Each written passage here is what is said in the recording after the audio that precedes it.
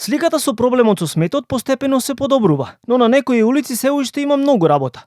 На повеќето од скопските улици, генералката што започна синоќа веќе дава резултати, но главен проблем се споредните улици низ некои од населбите, за кои треба повеќе време. Во теке генералката низ главниот град.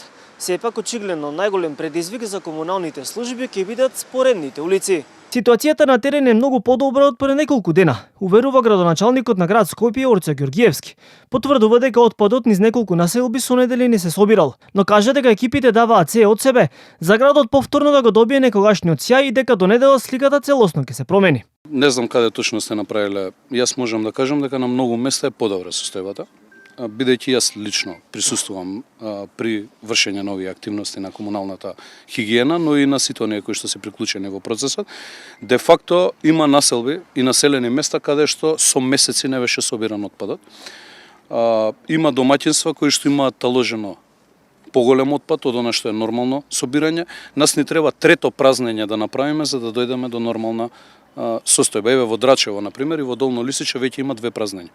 И пак имаме преполни канти. Новиот градоначалник исто така додаде дека со цел понатамошно решавање на проблемот со отпадот, ќе се воведе и ред за тоа кога луѓето ќе можат да го фрлаат сметот од нивните домови. Тоа ќе биде од 6 часот наутро до 22 часот навечер, а засилени ќе бидат и инспекциските контроли.